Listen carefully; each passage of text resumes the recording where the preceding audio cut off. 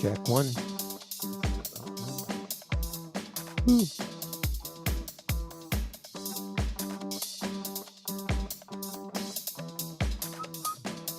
Check 1, 2.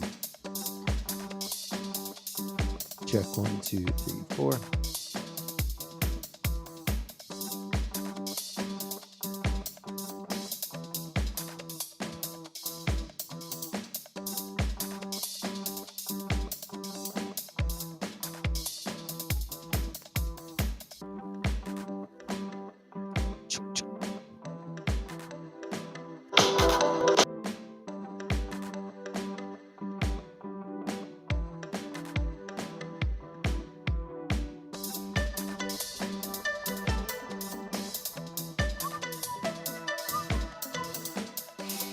Check 1, 2, 3, 4, 5, 6, 7, 8, 9, 10, 11.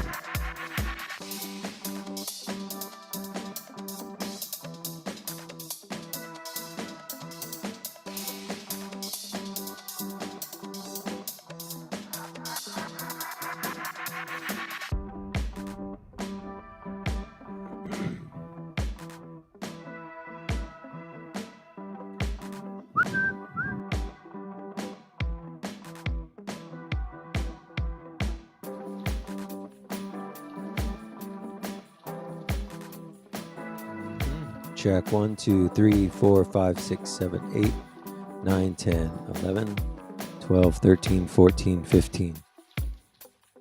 Check. Testing 1, 2.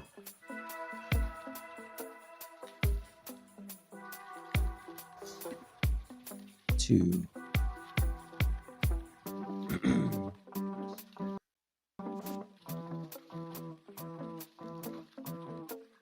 Hello.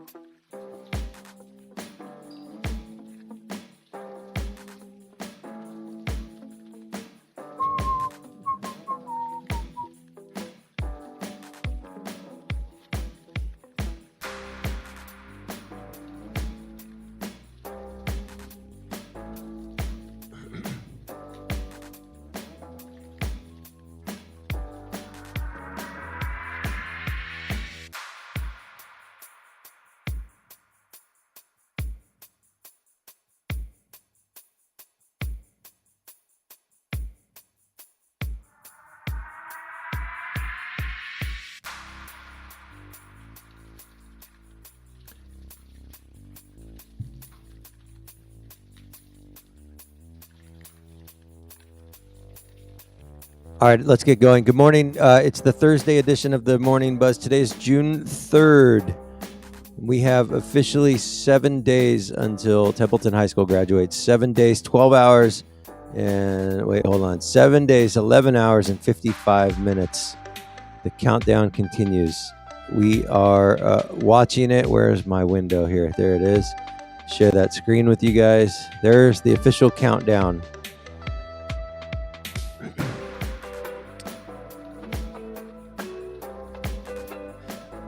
All right, you'll notice in the background I am not in an RV this morning. I woke up in an actual house in Nashville, so that's fun. Yeah, we fly home today, and so that will be a challenge for me to get my 75 hard challenge tasks completed. I've got to work out twice still, and then fly across the country, so this should be an interesting day. How's everybody doing? Today we have Mr. Mack on the show. He's going to come in at 7:30 and talk about Evening of the Stars that happened last night at Templeton High School. Also going to check in with Mr. Anthony Reed from Pass Robles Incidents and Actions to see what is happening in and around the North County. Any incidents? I did see on Facebook there's a big brouhaha about some vandalism at the park. And then apparently at the high school, somebody or somebody's got there and sprayed some kind of weed killer or something on the grass and did some graffiti. And so, yeah, we can talk about that a little. And then what else are we going to talk about today? I think that's it. I've got to work on the senior slideshow on my way home still. The slideshow is going to be playing in the background at graduation, and I've got probably, I don't know, 1,000 pictures and videos to go through on the flight, put them all together in a slideshow format. So that's what I'm going to be working on this afternoon on the flight. What else is going on? So today for me is day 66 of the 75 hard challenge. So Amanda, we're tracking her too. She's on day 71, I think. What is she's 5 days ahead of me? 671, yeah. So I got my final workout done last night around, I don't know, 10:30 or so. Here, Nashville time. We had a great dinner last night. We went out to a place called Sedona something. I don't know. But it's a chain, and it's all over the East Coast. It's in Virginia and Connecticut. And we thought we were going to like I thought I was going to like a cool Nashville spot. And it's basically like the equivalent of Chili's for the East Coast. But it was delicious. Nice ribeye, medium rare, veggies, mushrooms. What else did I have? I don't know, but I stayed on the diet, so that's good. The other thing we want to talk about this morning is basketball. It looks like basketball is advancing to the second round of CIF, so that's exciting. We'll talk about that. And I think that's all the big news that I have this morning to go off of. Today's June 3rd, right? And so I don't know if you guys know this, but on June 14th, the California Mid-State Fair Heritage Foundation, they are launching a virtual, I guess you call it a internet-only auction where you can bid on prizes. And so we're going to go through and preview some of those prizes here this morning, but it's open to the general public. And just so you know, the Heritage Foundation has an annual budget of around $700,000 or $800,000, and all that money that they collect in the form of dues and fees and donations all goes back into the fairgrounds, into the community, the 4-H and the FFA livestock and agriculture community there at the fair. So they support a large number of those operations there. And so obviously with no fair last year, their revenue had gone down significantly. So they came up with the idea of putting together this auction. And so that auction's going to open up on the 14th and take place through the 19th, I believe. And then in addition, we get the fair this year as well. So it's going to be kind of a double whammy for us. No really other details about what to expect at the fair yet, but those are kind of coming out on a daily basis. So we will keep track of that and keep you guys informed. All right, what's happening, man? Hey, not much. I got kind of a rant for you. A rant? Hold on. Do I need to stop the intro music for this rant? You might want to. Absolutely. Okay, hold on a minute. I need a record scratch noise. Hold on. record scratch sound effect. Sorry, I'm all right, here we go. Okay, oh, there it is. Hold on.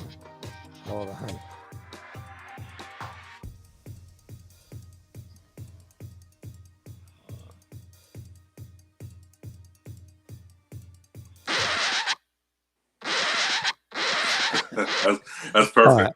All right. There you go. Sorry. Yeah. It's the little things that amuse me. All right. What's the rant? What's your deal? When it comes to local news, I'll just leave it at that. And covering sports here on the Central Coast. When it comes to the 11-0 Lady Bearcats, there's no coverage on them at all whatsoever from their win last night on their first round of CIF. Hold on. Okay, go ahead. When it comes to their win last night in the first round of. Breaking news. Anthony Reed is going to go on a rant. Okay, go ahead. Sorry. So when it comes to the Lady Bearcats. Okay, go ahead. Sorry. Lady Bearcats, 11-0, no press coverage. No press coverage at all whatsoever. Which is I mean it. Wait, are you saying this isn't press? Are you saying the Morning Buzz is not press? Is that what I'm getting from this? No, we are. We're going to talk about it, but what are you saying? Are you saying we're not a legit news organization? Can I finish, Mike? Go ahead. We are legit. That's the problem. Isn't here in us. The problem is another local news source who should remain nameless. I'm a little upset this morning, actually, because of it. Actually, I'm not usually like this, but for some reason it just bothered me. So I want to talk about it. So the 11-0 Lady Bearcats, okay, who won last night against Selma at home in Paso, mind you. Did not get any sort of press from the local news sources at all whatsoever for their win last night. Okay. But however, I'm not throwing shade. I'm not throwing shade at anybody or anything. These are just things I'm just noticing. So, but however, they covered and they were there for the boys basketball game, who also won as well. Oh, you mean the same? Okay, I see what you're saying. They were at the boys game, which was at 7:30 last night in Paso as well. So I don't understand how these are you talking. This news organization walks around with video cameras. Yeah. The microphones, dude. Hey, I'll be honest with you. And are credible. I'll be honest with you. Nobody watches it. Nobody watches their stuff. Well, the only stuff that gets seen is on what's on Facebook. It's seriously. So it's up to us, the new generation, right? I just noticed it that this particular news company on the Central Coast was there for the boys game. Who like I said, I'm not throwing shade. I'm not throwing shade at all. But they won and they were there for them. But all I'm saying is, like, the league champions, the only team on the Central Coast, only girls basketball team on the Central Coast who won every single game this year. They couldn't get coverage last night.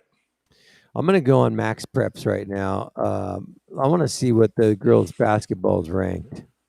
The only girls team on the Central Coast who did not lose the game this year did not get coverage. Let's see here, teams.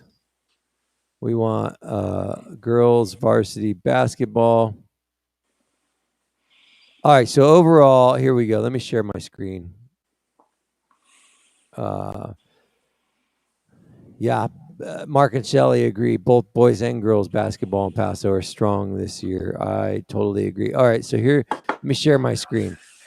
All right, so here we go. Varsity girls basketball, Paso Robles High School, 12-2. Whoa, what's that noise? Hold on. Why am I hearing stuff? You guys can't hear that, huh?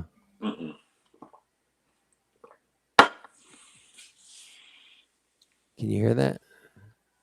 There we go. Is this last night? Who is that? The girls or boys? That's girls. Yeah. They won last night. Yeah. All right, this is the game highlights from last night. Here we go.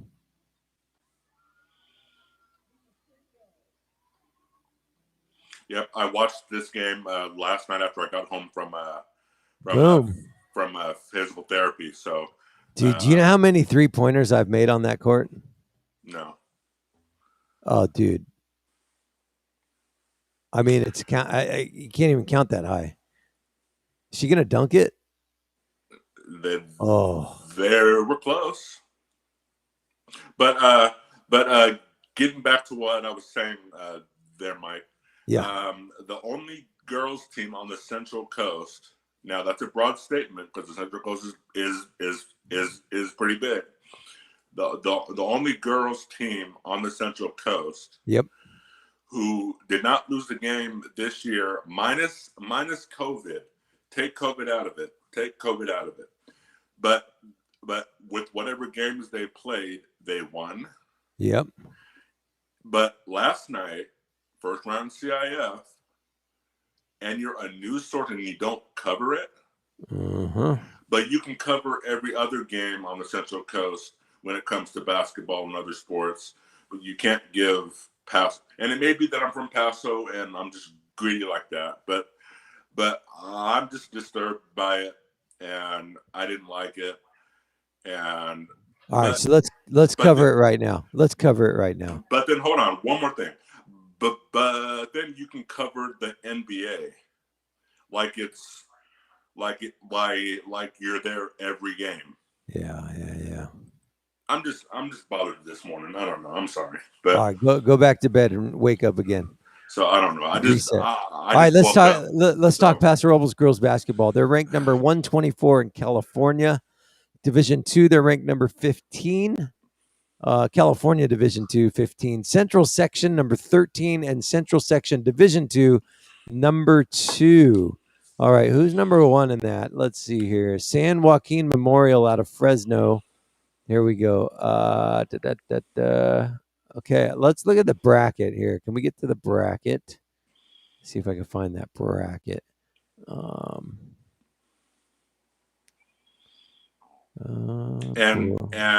let me just make one more point. See, I'm full of points this morning, Mike.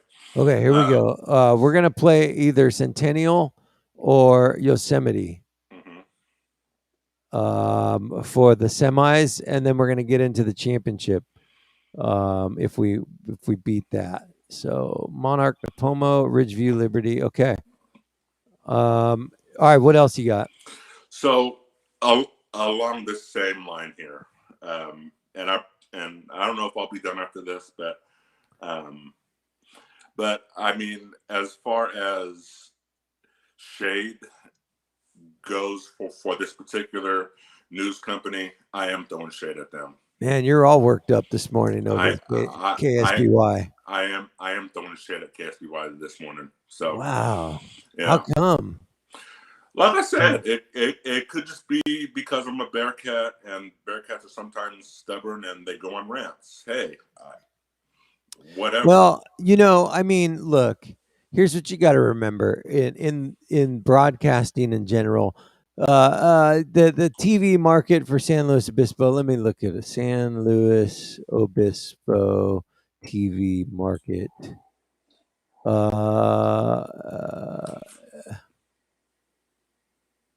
Okay, so it's let's see here. I think it's listed like it's like over 100, right? So the market is they rank them in terms of size and viewership. All right, so it's not even in the top 100 markets in the country, which means there's 100 broadcast markets larger or more than San Luis Obispo. So what that means is you typically have a smaller budget if you're owned by a big media corporation, right? So they don't have as big of a budget as a normal large operating media program would have, and they don't have they can't attract like the highest paid, best experienced talent, right? So they get the result is they have low budgets and they get a lot of up and coming type broadcasters and journalists. And part of going through and coming up in the ranks is making mistakes and learning from your mistakes. So, somebody obviously didn't they either didn't know enough to understand what the girls' record was and how important it was, or they just didn't have the capacity or the time. I'm not making excuses for them. No, I I'm hear what just you're saying. No, I'm just I saying, definitely hear what you're saying. it's probably best to extend grace and be like, hey, and send her or him an Instagram or Facebook message. They're really good at responding to Facebook DMs, and just say, "Hey, just so you know, how about this? This is what you do. Ready? Hey, just so you know, girls are going into the semis. They're undefeated. They're 10-0. They're 12-2 overall. They're ranked number 2 in the section. They're building some momentum. I noticed you guys didn't cover it last time. I'm located in the North County. I'd love to help you out and cover this for you and get you the information that you need because these girls deserve recognition." And if they come back and say, "Nah, we're good, thanks," well, then you can be a little upset. But offer a solution to them, maybe help them. All I'm saying. Today's coaching tip is brought to you by Mike Brady. All I'm saying is, I'm just saying. all I'm saying, Mike, is just that it should have been covered. That's all. That's all. Yeah. It just I don't know what about it. I stayed up to watch the news last night even. I normally go to bed after physical therapy because I'm completely wiped out. I normally go to bed around 8:30, 9 o'clock after I eat dinner. But I had to because I knew that they were there for the boys because they mentioned it on the VOP. Yeah, but I didn't hear them mention it on the girl side. They could have, but I got home and the girls' game had already started, so I tuned in after I took a shower and all that stuff. But they could have been there for the girls. Yep. That's all I'm saying. But it just all I'm saying, and my rant is over. It should have been covered. So are you going to message them or what are you going to do? Yeah, I probably will after I wake up this morning and I get done with the show. So yeah, offer them a solution. Don't be that old lady on the porch that just complains about everything. I'm not a I'm Karen just kidding, old ladies. I hope I didn't offend you. I'm not a Kevin or a Darren or whatever it's called. But a Karen? You're a Karen? Heck no, I'm not no Karen. Dude, why are you being a Karen this morning? I'm not a female, Mike. Hey, it's 2021. We don't even talk male and female anymore. It's 2021. Okay, that's another topic that I can get into, but we're not going to go there. So we're not going to go there. We're going to stick with the show. So you have a show to get to, so let's go. What do you know about this vandalism stuff that's been happening in Templeton? I saw it last night, actually. You talk. I'm going to get some coffee. All right. So there was some graffiti type stuff that happened yesterday or from this post. It says this last weekend. And not sure what the graffiti really says or means, but the location is in Templeton at the Templeton Park, in the bathroom area, and as well as the open lawn area. Mike, I got a question for you. Do you have the pictures? Yeah, let me pull it up. Yeah, I mean, I did hear somebody posted that it was also, not only was it at the park, it was also at the high school. I didn't hear as far as the high school, but I did hear and see as far as the park goes. So yeah, and I also read, it's probably the same post, Mike, that there's also some sort of a vehicle involved that on Saturday, this past Saturday, I guess either a dirt bike or a car, or some vehicle. I don't know. I mean, I was reading these posts, And there's just a lot of speculation of, kids being involved and golf carts, and it's all speculative. Yeah, some vehicle, I guess. Motorcycles. I mean, the default is that everybody automatically goes and blames these kids, right? And unless I'm missing something, I haven't seen any evidence that suggests that it's kids, other than the fact that it's in a public place and it's a public place that kids go to. Like, so, I don't know. I mean, I can't even read what it says. What does this say? I don't even know. But some vehicle, but some vehicle, I guess, went in and drove into a crowd or something. What? On Saturday, yeah. In Templeton? Yeah, that's another part of this post. Drove into a crowd. Where is it? That's what the report says. The police report? No, the report that's above these pictures. Oh, you mean the post? Let me see. Let me see here. Yeah. It says something to that effect. Saturday at farmers market, 2 kids on dirt bikes drove through the crowd. I don't know if those bikes are street legal. A little red sports car, a small white car, and large silver gray pickup speed up and down the park, and the red one did donuts in front of the church. Parents, do you know where your kids are?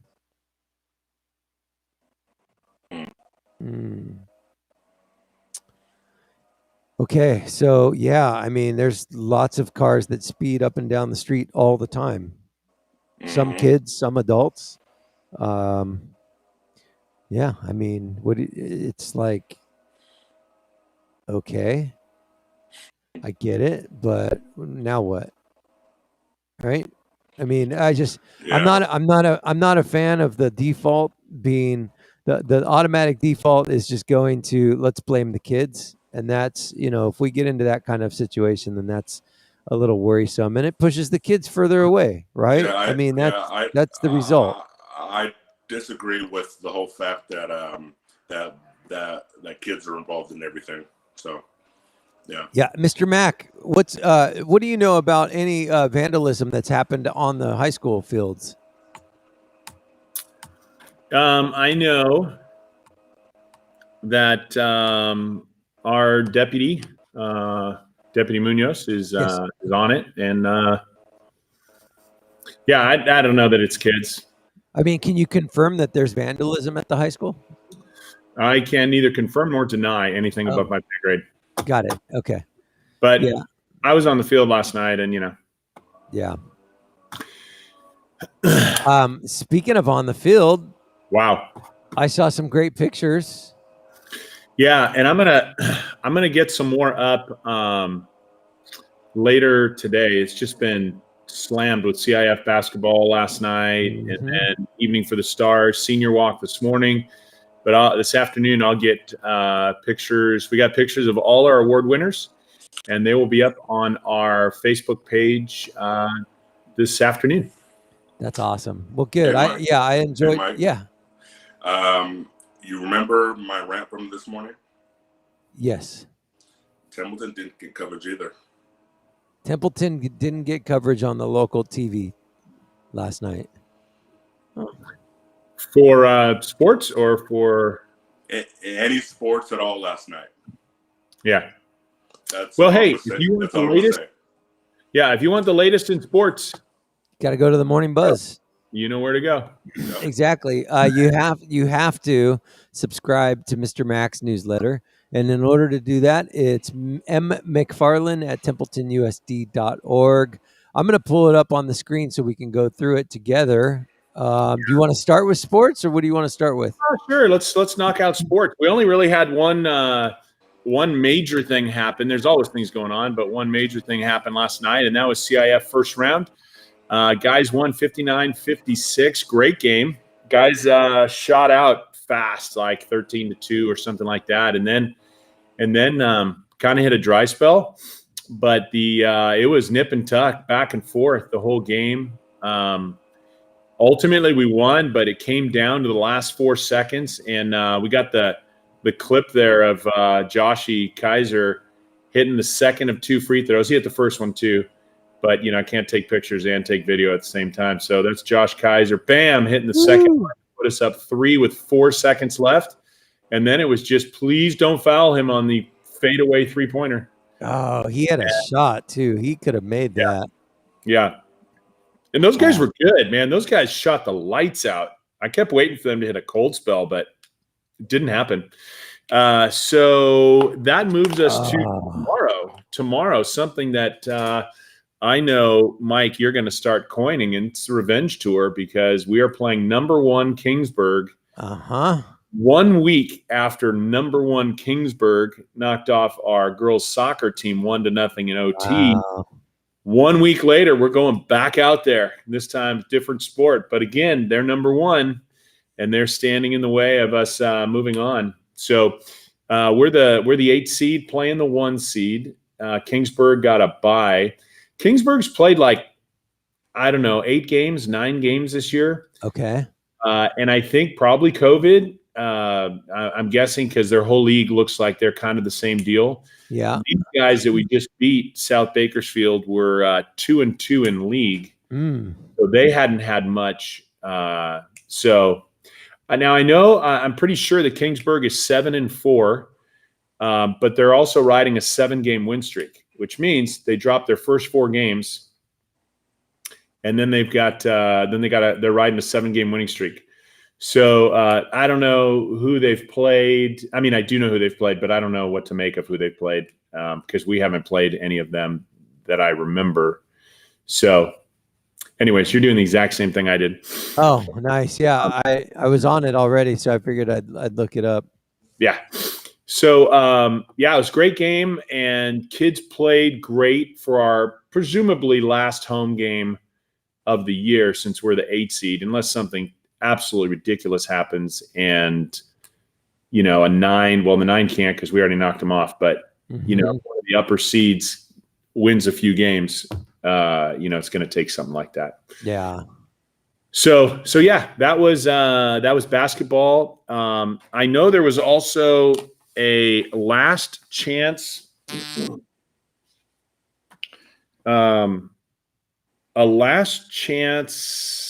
opportunity for track people to qualify. Let's see. And I got a text from Maddie. She's the only one I know, Maddie Bobbitt, that ran. Okay. I'm sure other people did. I just haven't had a chance to look it up. But she got a personal record today. She knocked off 14 seconds. So she has a new personal record in the 2 mile of 11:55. So just so I'm looking this up really fast to see where that puts her in the record books. But let me see really fast if I can find it, because she was. Let's see. They called it the Santa Maria High School Last Chance Meet, and let's see our records. Shoot.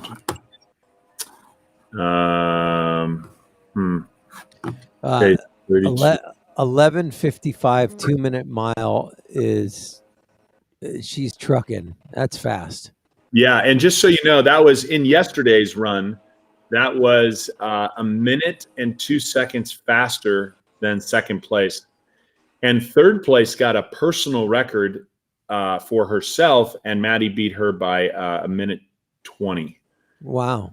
So third place. Where was third place from? Santa Maria. Okay. So let's see here. Our top times for the 3,200 meter. Let's see where that puts Maddie.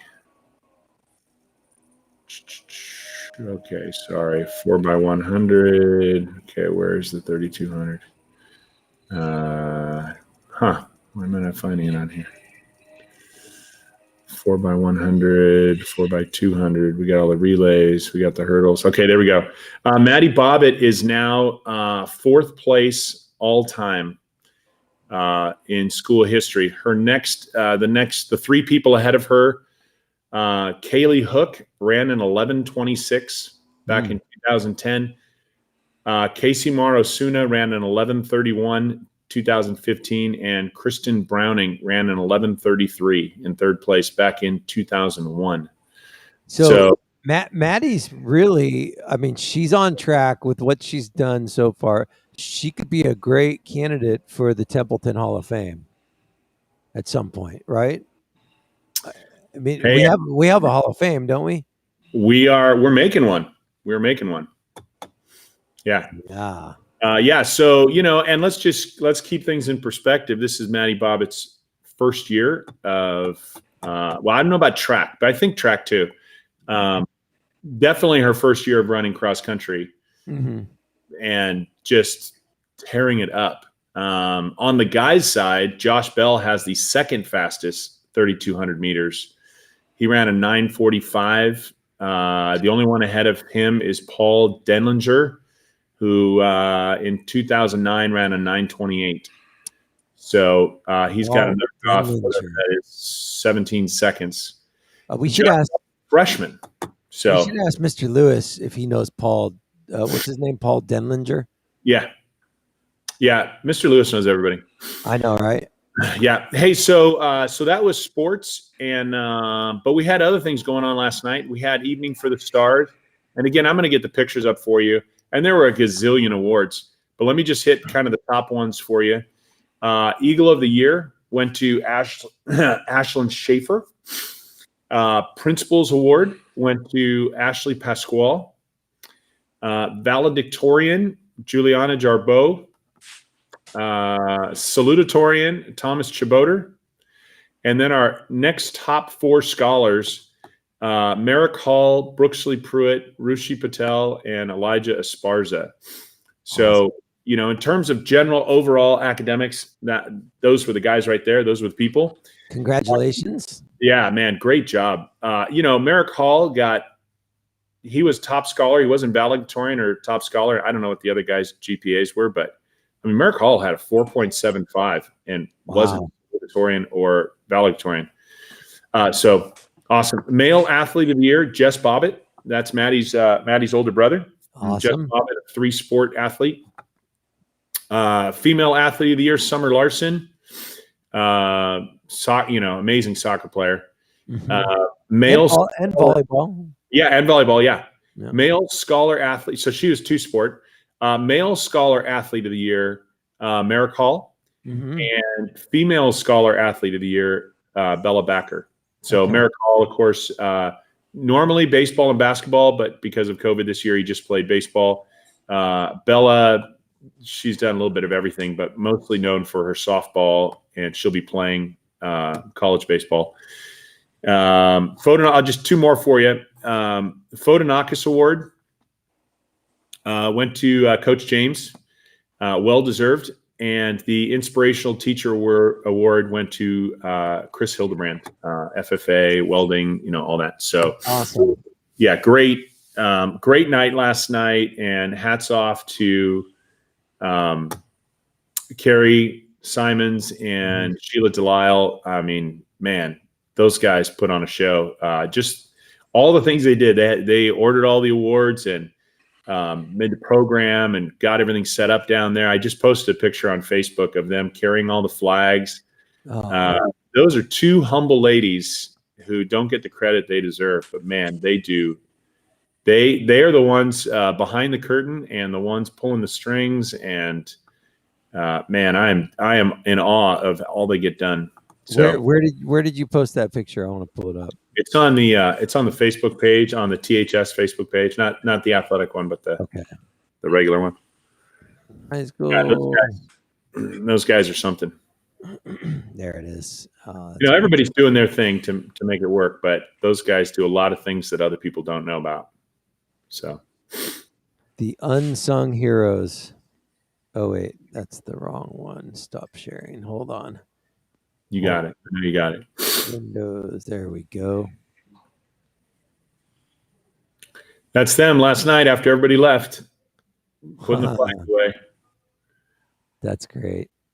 Yeah. Love those guys.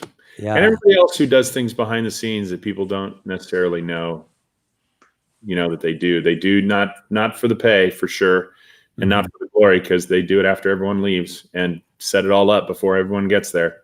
And they'll point fingers to everyone else to give them credit. But those guys are something. So cool. Well, good. That's a scoop. Today, this morning at 9:30, we have the senior walk. It'll be a little different this year because the middle school and elementary, they're kind of in a cohort sort of thing, so that they don't have everybody on campus. So, but we're still doing it because what? COVID's going to stop us, right? So we're going to make that happen, and then final start tomorrow. Woo! Let's go. And a week from today, we'll be doing our last. I'll be doing my last show with you, Mike. 7 hours or 7 days, 11 hours and 17 minutes till graduation. Yep. Crazy. Yeah, it's coming. What a year. So what's the first thing you're gonna do once school's over? I'm getting ready for summer school. Oh, so you're gonna teach summer school? Yeah. Good for you. Yeah, I'm doing it with the outgoing 8th graders. So it gives me an opportunity to get to know some of them before they come in. What specifically are you going to be teaching? Yeah, it's I'm getting trained in it. It's a program. It is not credit recovery. It's more for just kind of working on some skills, but it's with English and math, though I am not a mathlete. But who is, right? Right. But I'm gonna do my best. And then there's the part that I'm really looking forward to. There's an enrichment piece. So I'm gonna get the kids. We'll do some icebreakers. We'll take some opportunities for them to step outside their comfort zone and get ready for high school and all that sort of stuff. So, well, that's exciting. Yeah. So are you going to get what's the time break that you get in between graduation and summer school? There's a week. But then like Wednesday of that week, there's some training that those of us that are doing this program are going to be doing. And then we're on. Let's go. And then after summer school's over, you have how long until you're back? I'd say maybe 3.5 weeks. Oh, good. So I'll be taking my daughter to college, getting together with my Link Crew class, my ASB class, getting ready for the start of the year. Mm-hmm. We are, looking forward to seeing you, Christine. We are going to go to Montana. We always go to Montana each year, and looking forward to that. Maybe get friends of ours have a cabin at Huntington Lake. We go up there and trip to Reno to see my boy. So it's going to be a busy summer, but it's all good. Fun. Well, cool. Yeah, and I think it'll be like a normal summer too, from everything that I'm seeing and hearing, right? Yeah, absolutely. So it'll be fun. We're gonna next year, man. We won't even remember what COVID was because we're gonna be all back, no mask, full time, 5 days. Yeah, and I noticed in some of the pictures I saw last night there weren't any masks.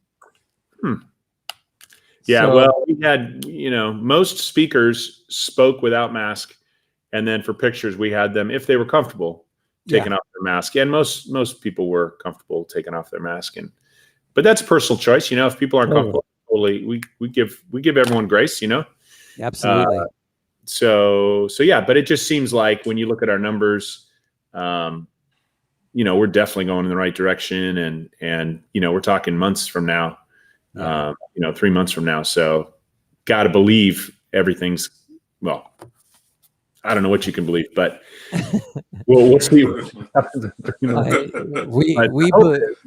We believe that we were able to wake up today and breathe. Absolutely, we believe. Yeah, absolutely, for sure. Yeah. Okay. So, what else? Is that all you got for us today? Yeah, man. That's all I got. Just CIF basketball last night's Evening for the Stars, senior walk tonight. It's a lot of things going on, but we divided up all the tickets for graduation. I don't know, 1,200 tickets or something. We divided out. Those are going to be picked up today at $12.45 by the seniors.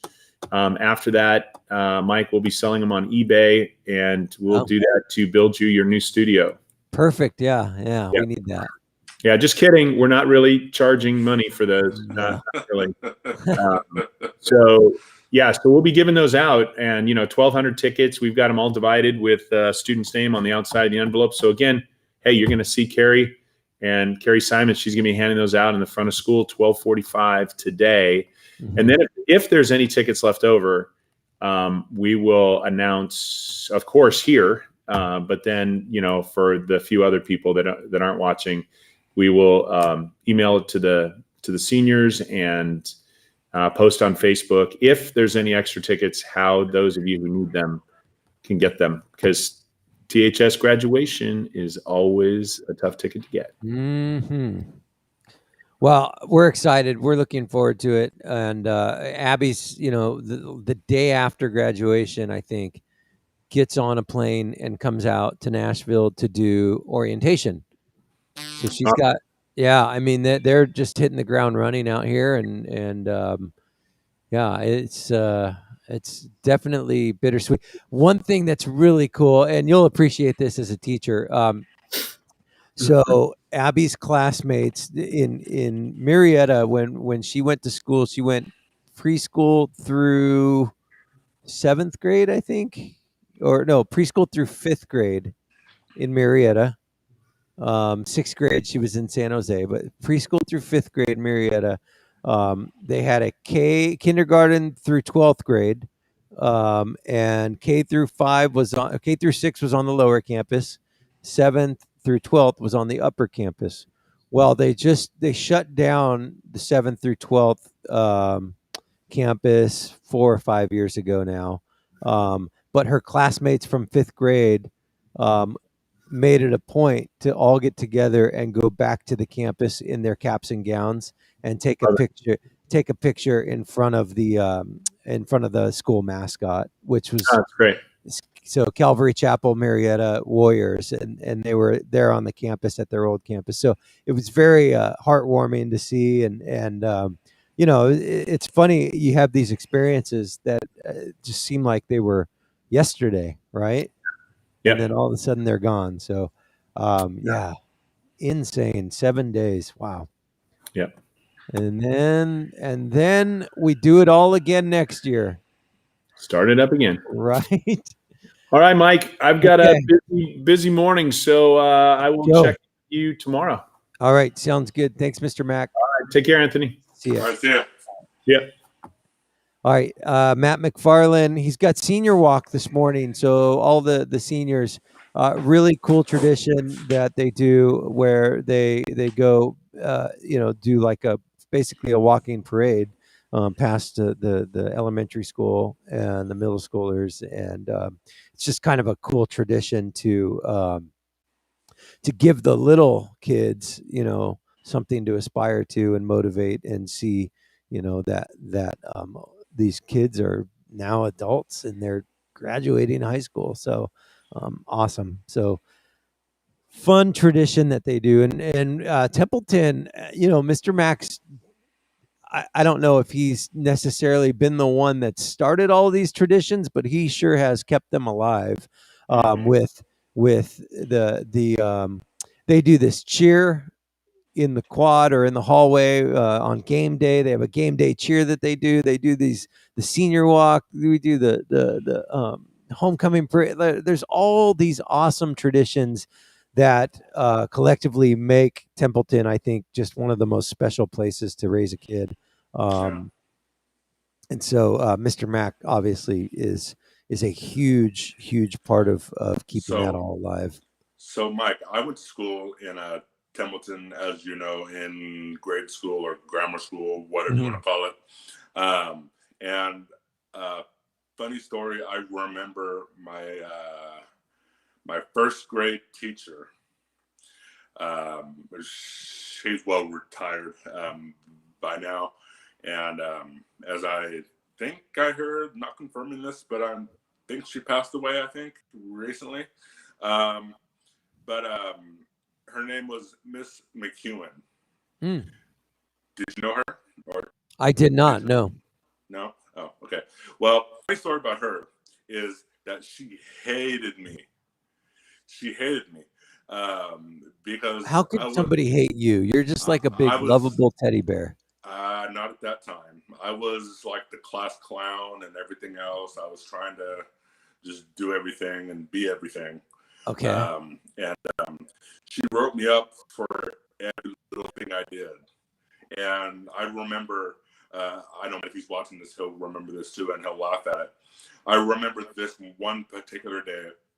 I had gotten so many write-ups. Oh, hold on. Oh. I just lost my camera.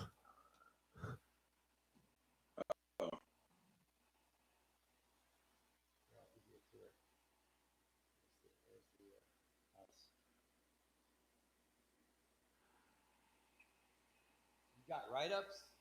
I had gotten write-ups? I gotten so many write-ups that I think after I don't know how it is now, but I know it was back then. After so many write-ups or whatever, like you have to have a parent conference or something. Yep. And so I got so many write-ups that I have to have that parent conference. And I remember my dad, he came up to the school for that parent conference, and he was upset, obviously. And I remember I was still trying to be the clown, and I was outside doing something, and I was standing right outside the door, and like literally he reached around without turning his head because he knew exactly where I was. Yeah. And he like literally reached outside the door, grabbed me by the collar, and pulled me in. So it was hilarious. I mean, it's hilarious now, but it wasn't funny then. But it's just awesome to look back on. So that's a funny Hamilton story. So there you go. All right, I got suspended for fighting in 7th grade. I got suspended I think I got suspended twice in 7th grade and once in 8th grade, maybe. I don't know. I was acting out, and I'm not even sure why I was acting out, but I was, and I wasn't a bad kid, I don't think. But yeah, I mean, it's middle school, right? Yeah, And what were you, grammar school? Yeah, I was in the 1st grade. Yeah. I think I told you guys this story before. I said the F word in 2nd grade or 3rd grade. I think it was 3rd grade. And I remember getting in trouble. Oh, yeah. I gave you the campus tour of Georgia Brown, and I showed you exactly where I was when I got in trouble for saying the F word. The brain is a funny thing, huh? The brain operates in a weird way. Yeah. How was your therapy yesterday? Did they tax you? Yeah. The workouts there are intense, but of course that's the point of physical therapy, is an intense workout. So, yeah. I would say rather it was rather one of the best therapy sessions that I've had. It was a little tough on the treadmill because I hadn't been on the tread a couple weeks, but right. I did it, and I walked about 25 minutes. So that would be, I was walking at a 2.6 pace. So I walked almost a quarter mile. So 25 minutes. No. What? If you're walking 0.6 pace, you almost walked a mile. Or whatever it was. Yeah, I thought it was a you probably walked a mile, right? Yeah. I'm no mathlete, but so if you go 2.6, that means you're walking 2.6 miles an hour. And if you walk for 25 minutes, you basically cut that in half, 2.6, 1.3. Yeah, so you maybe like walked 1.1 miles or 1 mile. Yeah, but that's pretty good. I had never done that, and obviously with not being on the treadmill in therapy for a couple of weeks, I just said that's kind of taxing. And not only that, not only that, let's look at what you've been fueling your body with. We had Right. mac and cheese. We had chicken strips. What else you fueling your body? No, I'm just messing with you. Do they monitor your heart rate while you're doing that? Uh, I can, but I mean, I don't. Yeah. I mean, they have a little thing there that goes on the tip of your finger there, but I don't use it. I don't have heart issues, so You're supposed to You're supposed to clamp it on your nose like this. no. And if anybody tells you different, don't believe them. No, I don't do that. Yeah. But it was a good session yesterday. Good. I pushed it to all my limits, and my limits are rather high. The further along I get in my recovery, Right. and so it's all good. It's all good. I feel good this morning. I took a long hot shower last night, probably about an hour long, just to get my body kind of once over, and to just get it relaxed, and then it was a good night. You ever go in a hot tub? No, but I want to. Yeah. I haven't been in a hot tub in over probably 3 years. Okay. Yeah. Yeah. So I guess my shower's my hot tub. I guess until I can get I'm not a super huge fan of large bodies of water that are shared with other people. Just to me, it's just kind of one of those things that I have. But I do love a good hot tub soak every once in a while. I took a shower at my friend's house in Colorado. They have a steam shower where they have like this thing that it basically encloses, and then it shoots steam out, and that was great. It got to be 107 degrees in the steam shower, and that felt awesome. I would think like if you stayed in it for an extended amount of time, it would be amazing. But some people do this ice. They jump in the ice water or a cold shower for 5 minutes, and then they jump into the steam and then back and forth to shock their system. There's supposed to be some huge health benefits to all that. The next level for me with my health journey is going into breathing and doing doing the deep dive of the Wim Hof kind of method, which is the ice, the cold showers and the breathing techniques. And so that's supposed to just completely wake you up and stimulate you. But what's the medical term for put that thought on hold? I have to go potty so bad it's not even funny. Go ahead. All right, go ahead. Talk about the news. Talk about the Lady Bearcats. There you go. All right, so nothing much going on here on the Central Coast. As we know, Mike is still over there in on the East Coast. So not much going on in terms of the news. Not much accident-wise. Not much anything else.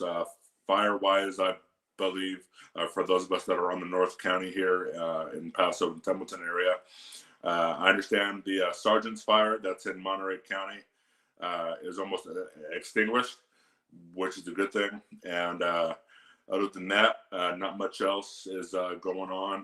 For those of you that are just joining us, Mike did go to the restroom, so he'll be back in a matter of minutes. So, yeah, so for those of you that don't know as well, I'm Anthony Reed. I run the Facebook page titled Paso Robles Incidents in Action. And I just provide North County news, specifically here in Paso, and occasionally with the Sheriff's Department and CHP and other first responder and law enforcement entities. And so I just do it for a public service. I don't do it for a paycheck. It's just in my free time. It's a hobby of mine. I'm not trying to be anything like Slow Co or I forget his name, Matthew Frank, the slow stringer. That's not my aim. My aim is just to do a public service. So that's what I do. So. All right. So before I had to go to the bathroom. We were talking about ice baths, hot showers, steam. Yeah, I think it's called hypothermia. I think is if you're in a cold setting for however long, or an ice bath for however long, you can get hypothermia. Yeah. Is that I what it's mean, called? hypothermia is, yeah. Let's see here. Hypothermia is the condition of having an abnormally low body temperature, typically one that is Oh. dangerously low. Yeah, and I would imagine that if you're in ice for like more than an hour, that you would develop some sort of Let's see. hypothermia. I don't know. I've All these never done pro athletes get in this ice bath afterwards, right? depending on what they're doing. Yeah. Let's see, ice bath benefits. 5 benefits of ice bath therapy. It soothes sore muscles after an intense training session. It's important to give your body an opportunity to recuperate. Stretching. Okay. It boosts your metabolism and immune system. It trains you to stressful situations. It helps you sleep better. It may help improve sports performance. So let's go. So what does hot water do? The opposite? Hot water. Hot water bath benefits. 8 reasons why baths are great for your health. They can elevate your mood. They can help you sleep better. A hot bath can help relieve muscle pain. Baths can make your heart healthy. They burn calories. Baths can relieve cold and flu symptoms. Baths can soothe irritated skin. Baths can help you feel more awake. Which you mentioned there, you said something about health conditions. Yeah. What was that you said exactly? Health conditions. Yeah, about What? like headaches and stuff like that. You said something about health. I said that baths can relieve cold and flu symptoms. Yeah. Okay. So I've gotten a series of migraines as of lately. I don't know where I get them from, but they just come as they please. So every time I get a migraine, I go stand in the shower. I don't know if you know. I don't know if you know this, but my nickname's Dr. Brady. I'll tell you why you get headaches. Okay. Why is that? Why? I'll Because I tell you. read good. Because I read good. It's all about the intake, right? The intake. So let's take in some vitamin D. How often are you sitting outside and getting that sunshine? How often are you drinking water only in your diet, enough water to keep you hydrated? And how often are you making sure that you don't put bad chemicals in your body? Like that's it. Haven't thought about any of that except for water. I drink about probably a little less. Don't lie just because you're on record. Don't lie. No, I'm honestly. Raise your right hand. Raise your right hand. We're not in the Mike Brady courtroom. I drink probably about a half a gallon of water a day, and that's honest. Bro, that's way too little. I know, but that's just what I do. So do me a favor. Don't come up in here talking about your headaches if you're not going through and making sure that you're doing everything on. Like, don't be complaining about the headaches if you're not even. I was that I get them, or that I've had them. I haven't had one in quite a while. But what I do, I go and sit or stand in the shower for like 20 minutes and with my head underwater and everything else. So it helps it. Yeah. Under the hot water, it kind of relieves some of the pressure that's up there. So. Yeah, and that's probably a lot of the steam, kind of you're breathing it in and out, right? I mean, that's probably good for it too. Yeah. All right. So, do you know what the Wim Hof method is? No. All right. I'm gonna tell you what it is. Let's see. Share my screen. This is where I'm going to next. I think after my 75-day challenge. Let's see here. This is going to be me sitting on a block of ice. I I hope that your butt doesn't get cold. Okay, here we go. The Wim Hof method consists of breathing, cold therapy, and commitment. The first pillar of the Wim Hof method is breathing. We're always breathing, yet we're mostly unaware of its tremendous potential. Heightened oxygen levels hold a treasure trove of benefits, and the specialized breathing technique of Wim Hof method unearths them all. More energy, reduced stress levels, and augmented immune response that swiftly deals with pathogens. Cold therapy.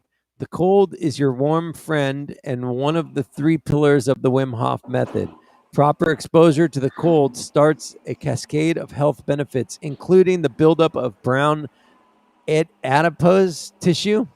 Adipose, oh, I have to learn what that is, and resultant fat loss, reduced inflammation that facilitates a fortified immune system, balanced hormone levels, improved sleep quality, and the production of endorphins, the feel good chemicals in the brain that naturally elevate your mood. And the third pillar of the Wim Hof method is the foundation of the other two. Both cold exposure and conscious breathing require patience and dedication in order to be fully mastered. Armed with focus and determination, you are ready to explore and eventually master your own body and mind. So there you go. Breathing, cold therapy, and commitment. That's the Wim Hof method. Interesting. Yeah, are you gonna jump on board with me or what? No, Dude, I'm telling you. I don't. I don't sit on ice for health benefits. No thanks.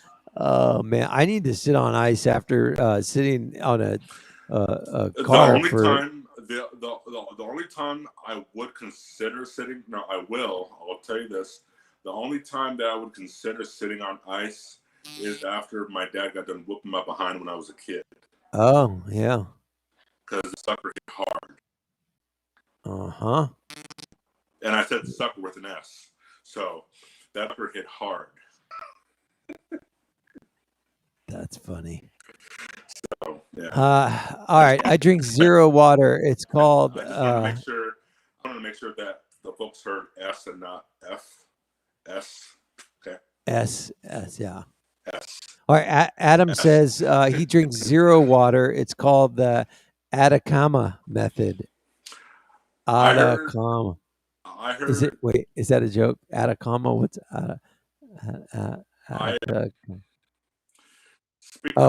that's the desert. Okay, gotcha. That's funny. Speaking of water, Mike, one of my friends of mine that lives in Atlanta, and you'll appreciate this because you're already work out there. One of my friends in Atlanta was in the gym last night, and some off gym in Atlanta, Georgia.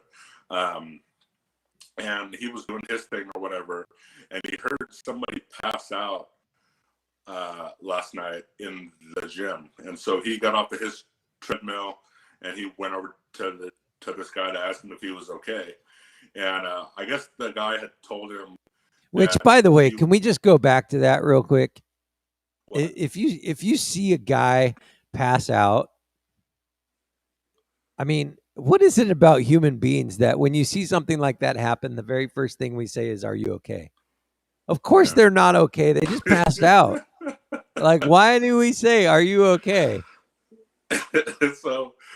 Right? Right, I understand. So it's like the most ridiculous thing ever. So he did that or whatever, and I understand what you're saying. So he asked him if he was okay, and the guy replies and goes, "Trying not to drink water for like 3 days straight."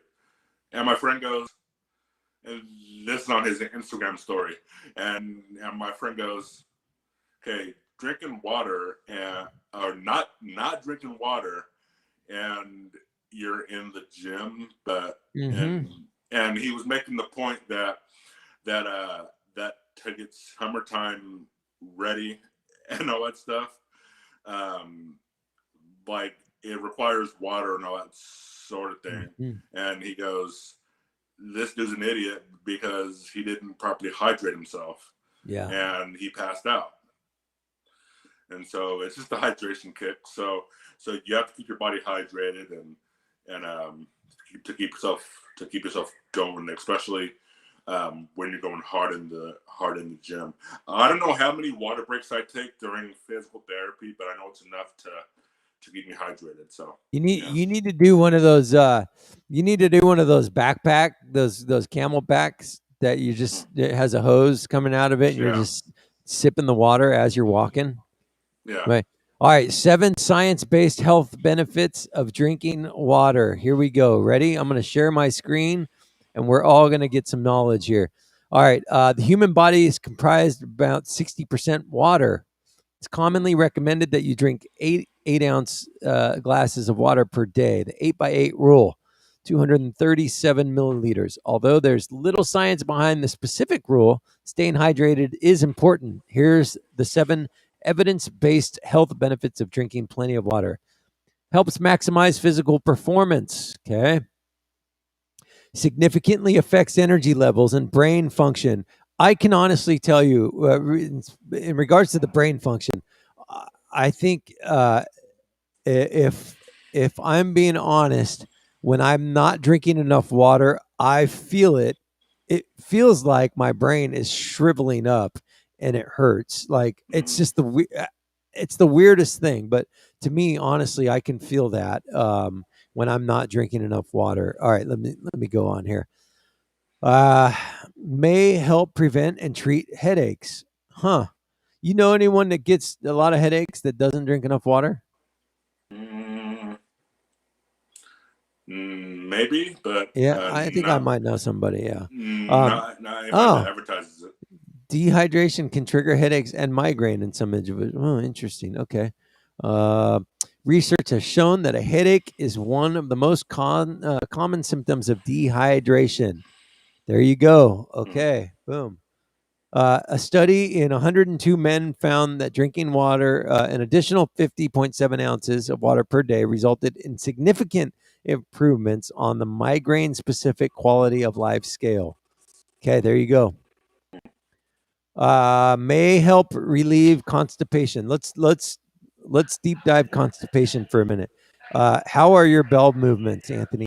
Are you a pretty regular guy? You have no problem going to the bathroom? No problem in that area. That's good. Good. All right. Let's see. May help treat kidney stones. Okay. Urinary stones are painful clumps of mineral crystal that form in the urinary system. That sounds like miserable. I know of a couple men that have had it, and that's another reason why I make sure I drink like at least a half a gallon of water a day. Yep. Because I don't want to get that because it doesn't feel pleasant. Kidney stones, yeah. It doesn't feel pleasant. I would know, but from what I hear, it doesn't feel very nice. All right, hangovers. A hangover refers to the unpleasant symptoms experienced after drinking alcohol. Alcohol is a diuretic, so it makes you lose more water than you take in. There you go. It dehydrates you. And it can also aid in weight loss. So those are the 7 health benefits. I'm going to copy this. I'm going to post this in the chat because I'm going to save somebody's life this morning. Here you go. Benefits of water. Benefits. Stop sharing. Benefits of drinking water. Okay. Oops.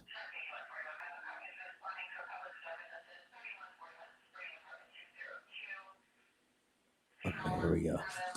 There's the link right there. Adam, this link is going to help you justify why you should drink more water. There you go. What's going on the scanner? I didn't hear the end of that. Hold on 1 second. All right.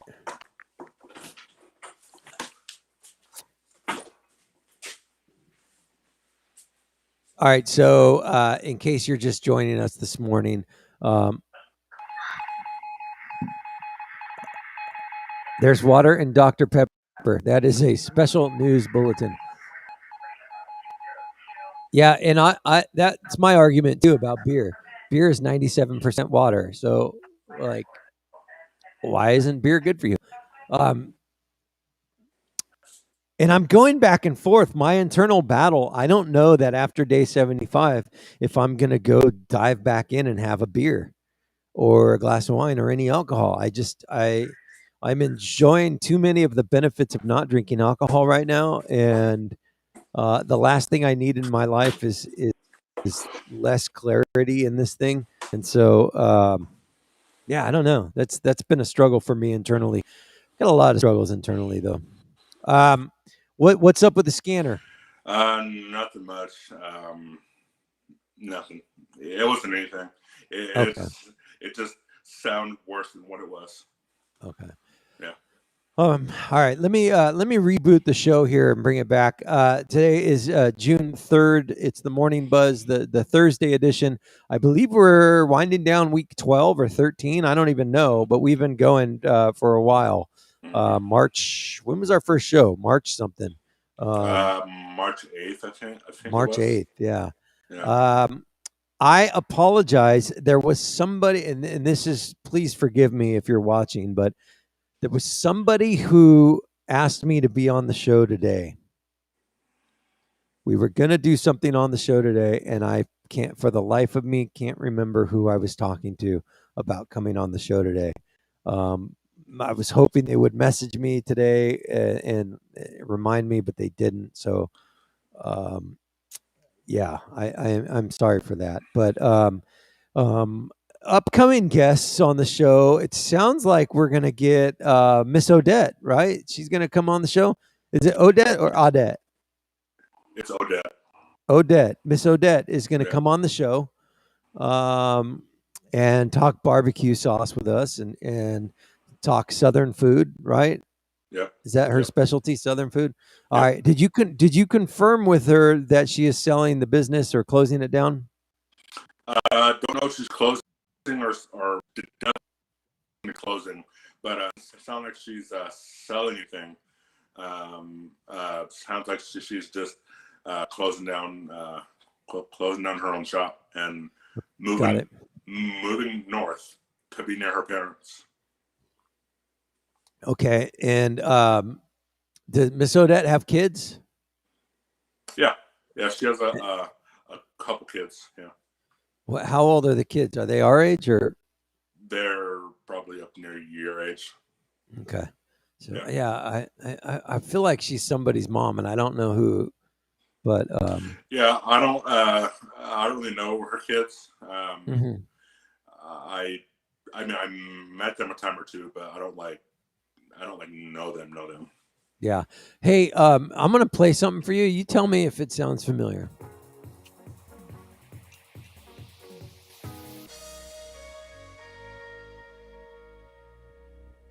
Let's see here.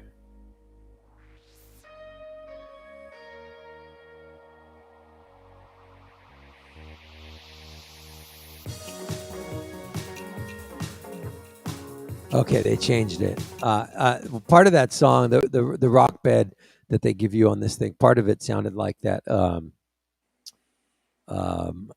gosh, who sings that? Kelly Clarkson song. Yeah, yeah, since you've been gone. You know that song? Since you've been gone.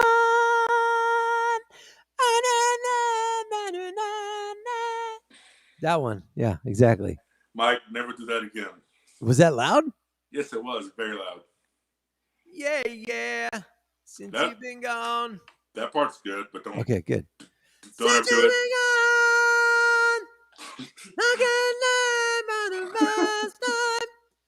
Just the fact that you can do that and get your voice that high is amazing. Right. Well, I've taken a week off from singing, luckily, so I'm my voice is getting a little better. It's recovering a little. So you don't do much talking. My voice does not get that high at all, and it never will. No. Did you ever do any singing at church? I sing. You want to give us a little sample? No. No. No. And the reason why I won't is because it's not award winning. So. Oh, okay. Yeah. But you can be award winning in your own mind. Yeah, and that's why I do Right. it. But Yeah. I'm not gonna do it here. My vocals are kind of like mid range. I wish I was either low or high, but the mid is kind of like you can't do low and you can't do high. It's just mid, right? Yeah, I was about to say you're kind of a mid-range dude, so yeah. Yeah. Yeah. Which is just kind of average, I guess, but Yeah. whatever. All right. So, who do the Lady Bearcats have coming up? They've got. I'm not sure. They'll find out on Sunday. Oh yeah, they haven't announced it yet. That's right. Yeah. And Bakersfield Centennial is, I'm going to say 90% is who the boys are going to play. And it's going to be at Bakersfield. Mm-hmm. And they're ranked number 1 in their division. I think they're Division 2, I think it is. Okay. So Paso boys are more than likely going to be playing Bakersfield Centennial High School. Oh, interesting. Probably on Tuesday, maybe. Don't quote me on that. Just as well as the girls. I'm pretty sure the girls will be home with whatever home game that, or with whatever game that they get. But Okay. CIF will come out with all the games on Sunday afternoon ish. So yeah. Okay. Well, but yeah. So thank you for letting me get that rant out this morning. I don't normally do that, but it just felt within my spirit that I needed to get that out. So no, I get it, and you've got you've got a personal, emotional connection to the team with your cousin being a coach, and you want to make sure that their hard work is getting recognized, and that's great. And 40 years ago, when traditional media like TV stations were important and relevant, that would be a logical thing to do, but. I think you're estimating the reach of a local television news outlet.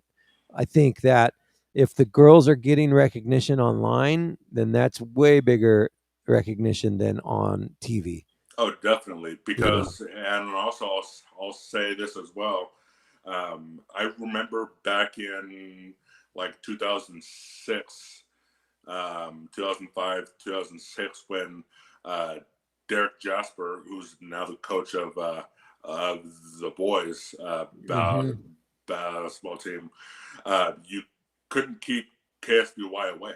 They went to literally every game when he was in high school just to see him because he was the star on the Central Coast. Yeah. And I'm going to end this here. Not to mention, they also went undefeated all 4 years.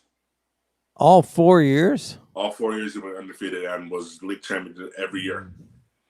League champion every year. Interesting. Yeah. I heard a lot of that had to do with Bradford.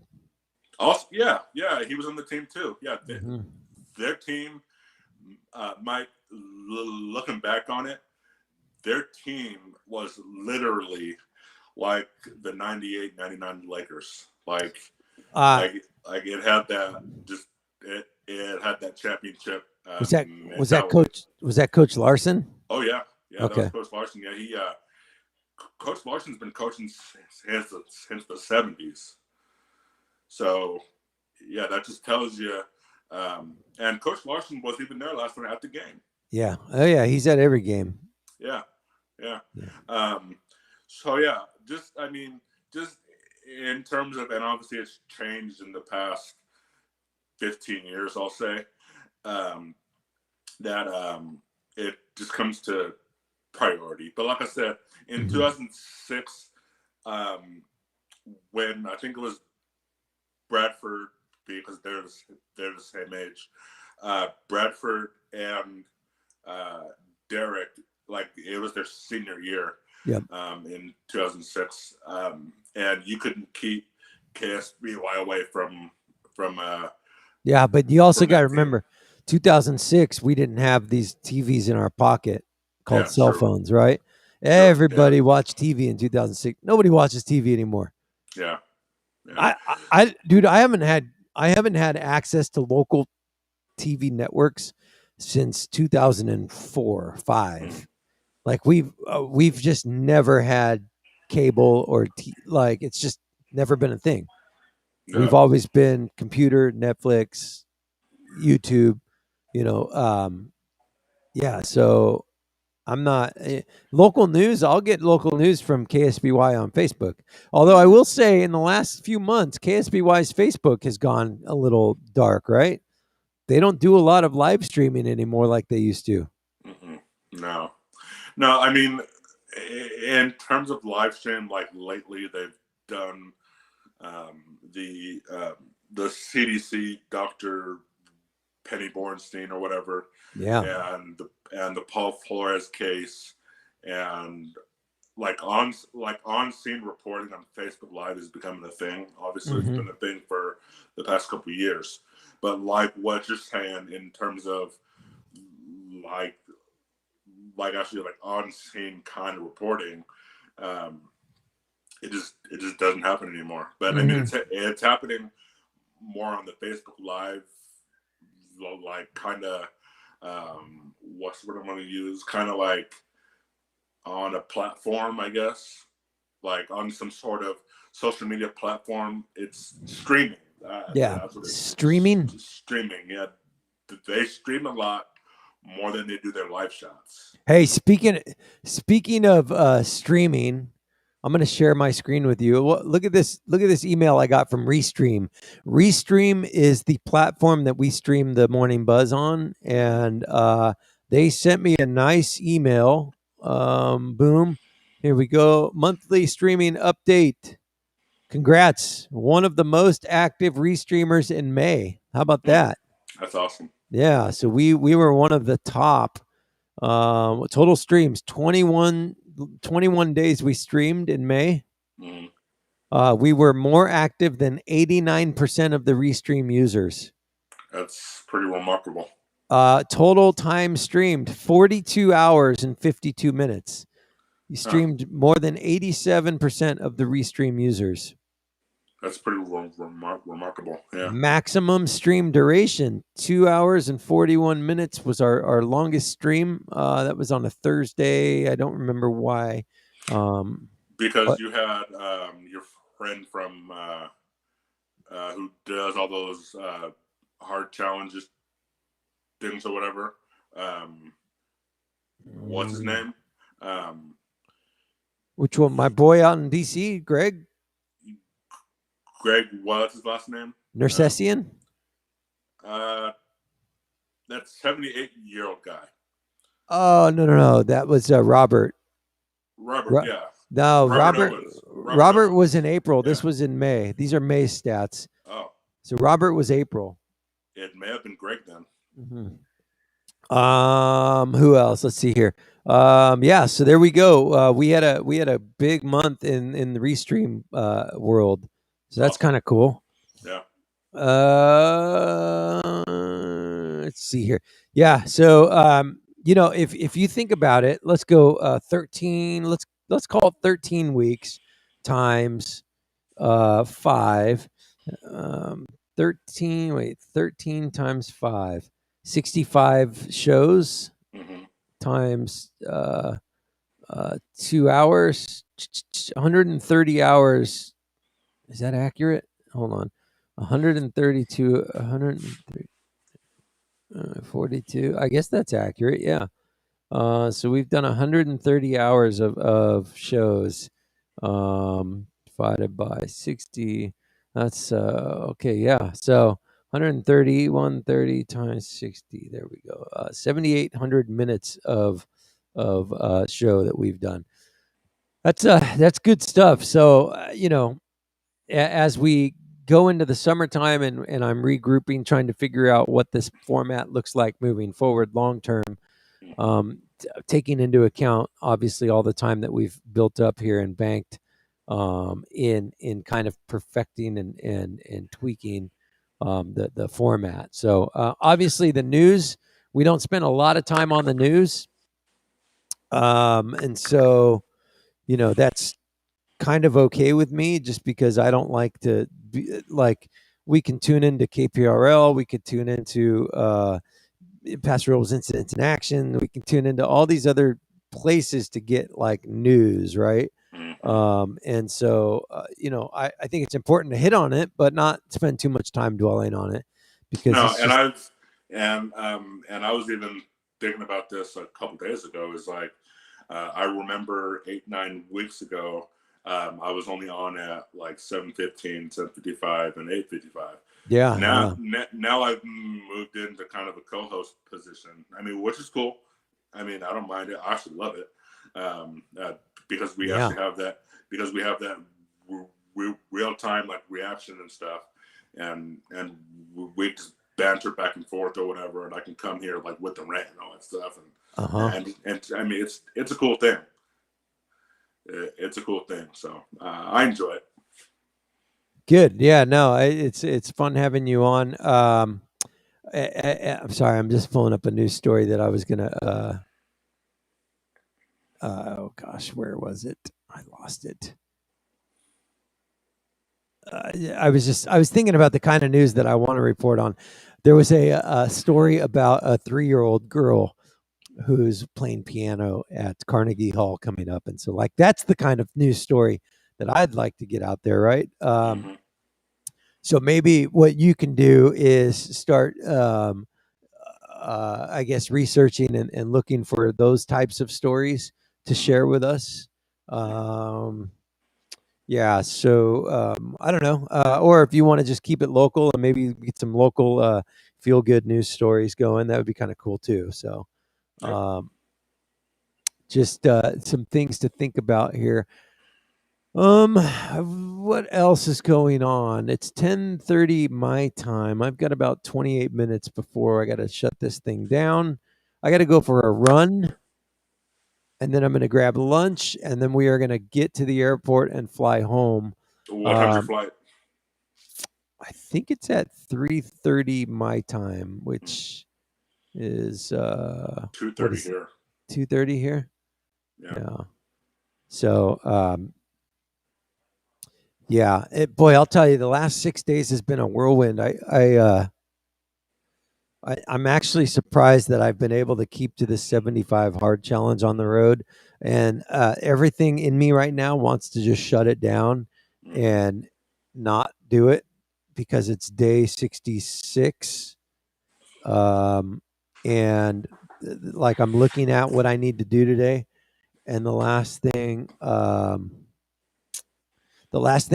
want to do or try to fit in is 2 workouts, but I just know that if I give up now, 66 days into it, I'm going to be super disappointed in myself. And really, I'm almost to the finish line, so why stop now, right? And the other thing I've learned is excuses are weak. Like, we're always going to have excuses as to why we can't do things, right? But what if we have those excuses, but we just overcome them and do them anyways, right? Like, what? Yeah. Like, getting to the other side of that excuse and pushing forward, like, how much more are we gaining than just using the excuse as you're out, right? Yeah, that's true. So that's the psychological thing that's going on in my mind right now. But my body's tired. Like, I drove 2,100 miles. Like, that's a lot of windshield time, and crouched in a position where you're driving and in tight quarters, and Does Abby have her license? she does, yeah, but she's not. Did you let her drive? No, it's hard enough to drive a normal sized vehicle. When you're driving something that's 38 feet long, Yeah, that's true. it makes it even harder. And you've got big semi. I mean, you're driving a semi basically. Like, the thing was as big as a semi, right? So, but we made it in unscathed. We had no issues, no incidents, other than a couple of little mishaps. Yesterday, we got stuck in the parking lot at Walmart pretty much all day. The slide out, the pop out on the RV would not go back in. And so we had to wait for a mechanic to come out and help us. And how much did that cost you? Well, luckily it's not my expense. It's my brother-in-law's RV. And so he covered the cost, but it was a couple $100 for them to come out and mess with it. But Wow. the motor went out in one of the pop outs. So we had to manually get that thing back in, which, Hmm. and this motorhome's a 2020 motorhome. It's brand new. And that's Yeah. the biggest complaint I've heard from RV owners is the fact that no RVs are built well at all. There's issues with all of them. And so I enjoy the RV experience. I've never owned one myself. Um, but I wouldn't mind owning one. I think it's a lot of fun, that RV experience. But it is interesting that all of them have issues, and so um, Allison and I, when we've done it in the past, we've always rented them, and that seems to work out okay because if something's wrong with it, it's not your issue; it's the people that own its issue, and it's Right. fixed. So, yeah, have you ever done an RV motorhome trip? No, I can't say that I have. I'm Well, I'm I'm more of a and as I get older, I'm realizing this. Um, I'm more of a car to hotel guy. okay, Yeah, interesting. yeah. I mean, I can sleep in a car, no problem. Oh, we But know. We know. The problem is when you sleep in a car, sometimes you're driving. yeah, yeah. So, That's yeah, it. I think you That's prove. that's a good point, Mike. You know, yeah. Yeah. No, That's not my best work, though. Obviously, no, that's all right. You'll be back. You'll be back. Yeah, RVs aren't really built for people that are 6'6".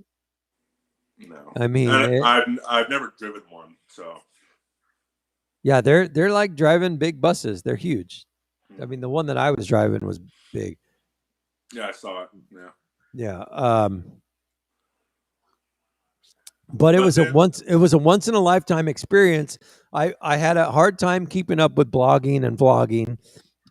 We were there were so many things happening all the time, and the amount of miles that we had to cover daily kind of didn't necessarily lend itself to giving myself enough time to do my workouts, meet my challenge, get the drive done, all of that stuff, right? And so I've got some catching up to do on that, but and Abby, my daughter, was busy studying for finals as she's winding down her school, and so it was. It's funny. It wasn't the trip that I envisioned, but it was every bit the trip that I hoped it would be. Does that make mm, sense? mhm. So yeah, it's been nice to just get out on the open road and see the country. Yeah, the other thing that I've noticed recently with and you talk about problems with the RVs and stuff is that they have a lot of electrical issues and stuff. So the electrical can go anywhere from the motor, obviously, to the wiring of Mm-hmm. the motorhome, and what you got to kind of watch out for is motorhome fires. Mm. So there's a lot of them. I don't know if well, years was brand new, but a lot of the older, uh, Those uh, are I'd say the modern built motorhomes don't have the best electrical situations, or they've been replaced and they're wearing out, and then they start, having even more electrical issues, which I would you know assume is more causing the fires. yeah, you know what causes a lot of motorhome fires? What's that? Cooking meth. I wasn't going to go there, but I'm just yes, saying, I wasn't going to go there, but yeah, it's a Breaking Bad type scenario. You see a yeah, motorhome on fire, I guarantee you, your brain automatically goes, "Oh, that's a mobile meth lab. Look at it. That thing yeah, went up in flames." Right? yeah. That's The, automatically what my brain thinks when I see a motorhome on fire. yeah, with the one that happened over by my spot Meth lab. over a month ago, I had several comments on that post that said something like, oh yeah, that's methed up Yeah. and meth lab and drug addicts and everything else. Yeah, so you are absolutely right in what people have when it comes to their perception of a motorhome fire. Yeah, right. Yeah, Hey, have you watched the Breaking Bad series? I have. Yeah. Yeah, it's pretty awesome. Don't you wish you had a chemistry teacher like that? No, not necessarily. Not necessarily. Oh man, yeah. I mean, I've never seen a motorhome on like burned out where I didn't think that what like you're automatically going, oh, yeah, somebody was cooking meth and it exploded. Which let me touch upon this here, Mike, real quick. So Paso Robles is kind of it's not kind of, it is kind of the go-between between obviously the next major city in California, Yep. which is Los Angeles, and the other one up north is Sacramento area, and as well as San Francisco. So I don't know if you remember this, but a couple of years ago, a guy, an inmate, escaped from San Quentin, I think it was. Okay. And he made it all the way. He carjacked somebody in the San Quentin area, and he hijacked jacked a car and drove it all the way to the outskirts of Paso Robles. Ditched the car because I'm assuming he ran out of gas or something. Okay. And then he was spotted in the Taco Bell inside Paso Robles on Niblet, or on 24th Street. Okay. So, and the reason why I say that is because we're the go-between between wherever he escaped from in terms of the prison, because a lot of the prisons, at least around our area, like Paso Robles is pretty much like the dump zone for prison people and from former inmates. Paso is? Yeah. Oh, Yeah. I didn't know that. Yeah, because I mean, you got the riverbed, which obviously that connotates to the homeless. Hold your thought here. Hold on.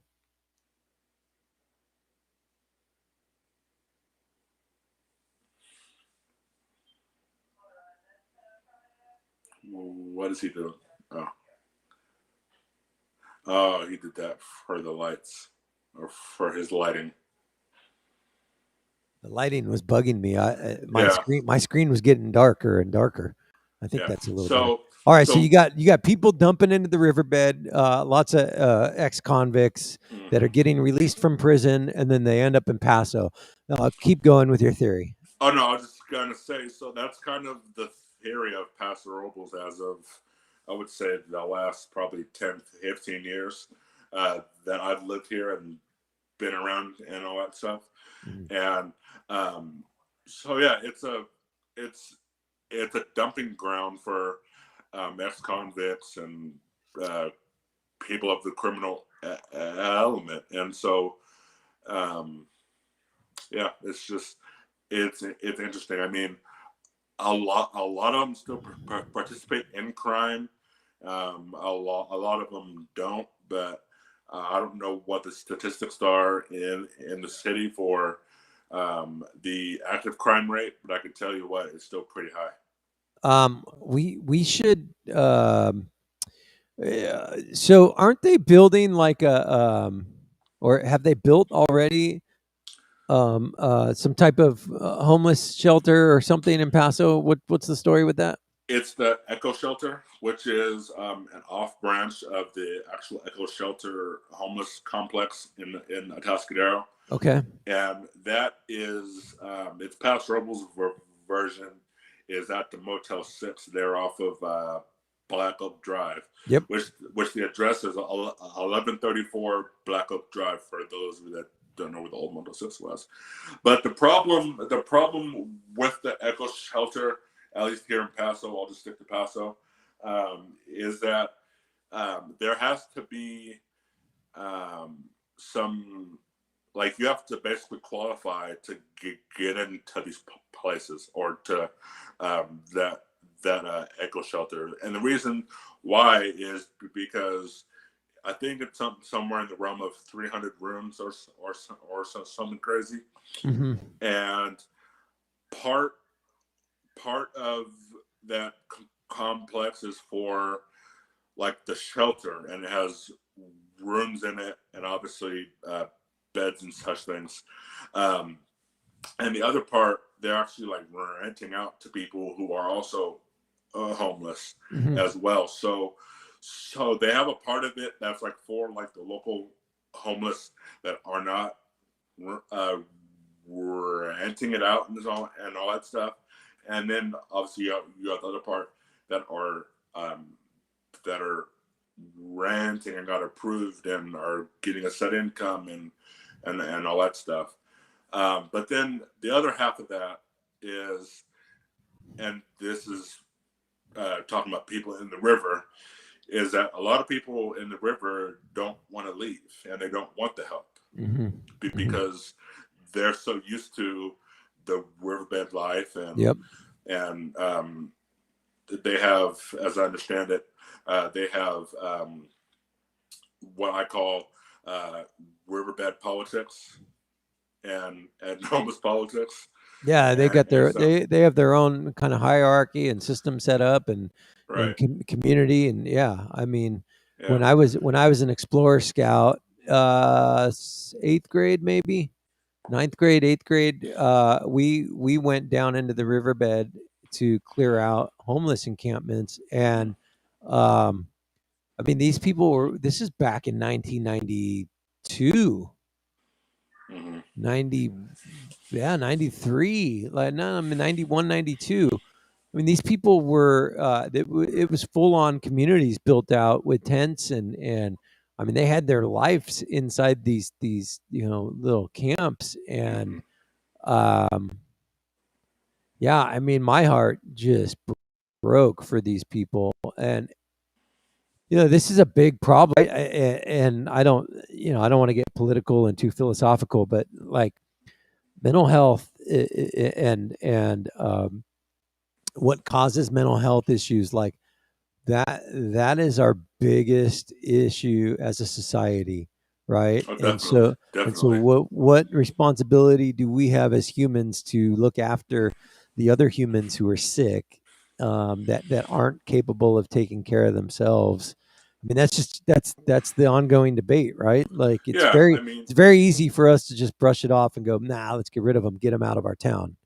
Right. Yeah. I mean, it's obviously easier said than done, because there's two parts of it, right? So and the one, I would say the major part of it is the willingness to get help. But some of the homeless people are so set in their ways that they don't want the help, and they're just like, okay, well, I've been this way, for 20 years, and I'm not changing now. Well, let's stop there. And they've arrived at that conclusion because they've been conditioned over time to think that way, right? And they've been in that situation for so long that that becomes their reality for everything, and for everything that they're going through. Right. Yeah. And so we should recognize as a society that is that's an issue, right? Mm-hmm. That we have to figure out how to help people in ways that are accommodating and humane, instead of just shutting it out and pushing them out. And I don't know. I just think that I don't know the answer, other than I think it starts within the four walls of your own home and the family that you're surrounded by. Oh, definitely. And and every family's got issues. Yeah. And every individual has their own battles and issues and their own thoughts and things that have shaped them into who they become. And sometimes, bad breaks lead to bad decisions, which lead to bad environments, which lead to bad situations. It just snowballs, right? But Yeah, I don't know. It's just it's a really really sad thing. Yeah, it's like on the scanner. I can't tell you. And then you get into like the prison system, and then Yeah. you think about it's so easy for us as a society to just brush it off and say, well, these are bad people, they just did stupid stuff. So and you Like that's talk just about lazy though. right, and you talk about the condition of these people. Um, all homeless people are not bad people. Um, I don't know what the percentage is, but a lot of them are pretty stand-up people. But it's just the I would say, the lack of a better term, the name for the homeless people. Oh, it's like I see Jane Doe over there with a sign. You know, I can tell he's been to prison. You know, that type of thing. It's like, I know a guy. I don't know if he's still here in town, but he was a couple years ago. Who was an architect and who just fell on bad times and lost his job, lost his family, lost his house, and everything. And he's a local guy. He's from Atascadero. Mm-hmm. He worked for a credible business in Los Angeles area as some sort of a building architect or whatever. He fell in hard times, and he's homeless. Yeah, yeah. And so you just don't know people's story and how they became homeless. But then it's like I said, you see Jane Doe over there on the side by Albertsons with a sign that says something like "will work for food" or "looking for work" or whatever the case may be. It's just, we're just prejudiced Yep. To the homeless, but Yeah. not all homeless are bad people. Yeah. Yeah. I speaking of which, I saw a homeless person on the corner yesterday with a Venmo on their sign, which is awesome. I freaking love that. I thought that was brilliant. So then also, I'll just touch on this, and then we can end the show. But there are also those people who are, I would say, working class citizens like you and I,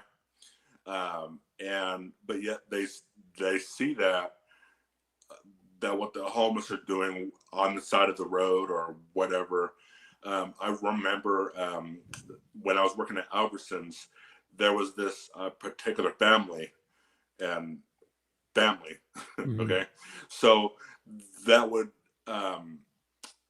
go and stand on the side of the stop sign at the Albertsons entrance, Mm-hmm. and they would have a sign that I can't remember now what it said, but it was something like home or like broke down or something like that. But then also it's like in that same realm, that same family, I remember this and I got upset about it. They got into a brand new Mercedes-Benz in the parking lot. Mm. So then at that point, you have people that are just taking advantage of people feeling sorry for you. I am going to stop you there, though. We got to make sure that we're not prejudging Right, anyone. that's what I'm saying. Yeah, That's what I'm saying. Yeah. we want to make sure that we are. Yeah, I mean, it's super easy for us to just go surface level and prejudge, Mm-hmm. right? Everybody's got something that they're dealing with that's putting them in a situation that may or may not be good, right? And so we just we have to be super careful to not prejudge somebody based on surface level stuff. Yeah, that's what I mean. So I didn't mean that like as in like that's what happens all the time. I was just making the observation, just making the point that that stuff does happen. Oh yeah, no, it does. It happens all the time. Yeah, for sure. Yeah.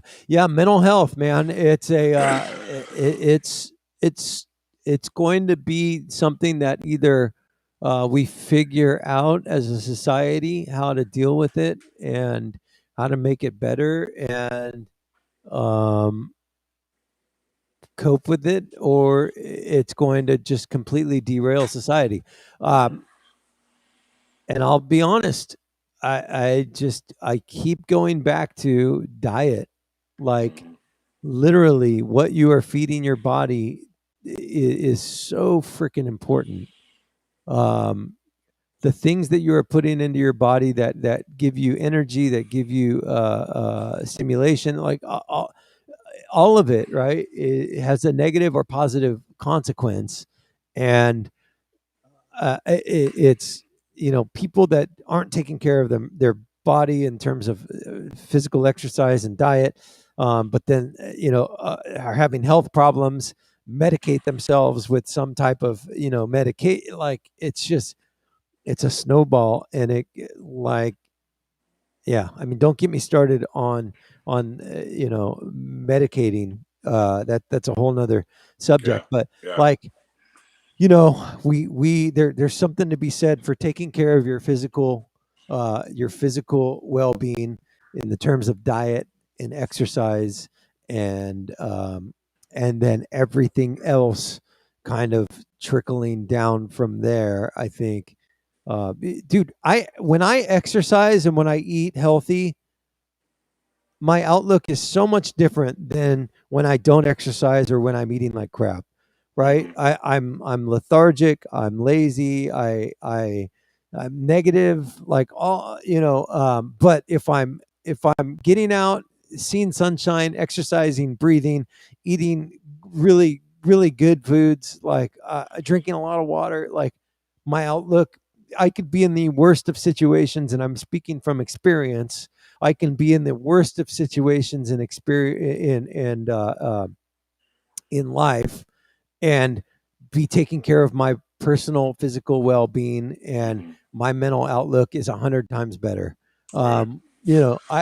I've had a radical self transformation from the beginning of 2021 to now, in my physical, emotional, and mental state, just based on me focusing on my physical well-being. Right, it has completely made me do a 180 in terms of everything else. And granted, I'm not saying I'm perfect. I still have a lot of issues that I'm dealing with internally, trying to figure out my path with life. Um, but I'm light years ahead of where I would have been if I would have continued to sleep less, drink more alcohol, and consume more excess bad foods. It's just it's night and day difference. And so, like, let's start with that as a society. Let's start with kind of reprogramming ourselves to take care of our own personal physical well-being, and then that trickles into the mental well-being. And then once we've gotten that under control, then let's trickle out into our household, and then let's trickle our household out into our communities, and our communities into our county. I mean, it's just like, let's just start from within and work our way out, instead of Right. focusing on everybody else. Right, that's the biggest problem that we have, is we're so focused on everybody else. What's that? And not to get biblical, but it's like, what I think it's is it James, the book of James, where it's like, we're so focused on the splinter in our neighbor's eye versus the plank in our own. Right? It's like, Right. let's focus on ourselves first, and that's if that's the message that I can convey to everybody today, that's it. Like, um, we have to figure out ourselves so that we can better help our households and our communities. And I mean, let's not be lazy. Let's not be lazy and just give ourselves the out of going, well, we got a homeless problem. Yeah. Oh yeah, these are bad people. Let's go. Okay, let's start with ourselves. Let's start with our home. Let's start with our kids. Let's start with loving our kids, loving ourselves, and then work our way out from there. So, all right, I'm going to end it. Let's end on that. Anthony, I will see you here tomorrow. 7 a.m. I'll be back in beautiful Templeton, and we'll pick it up from there. All right. Sounds good. All right, man. We'll talk to you later.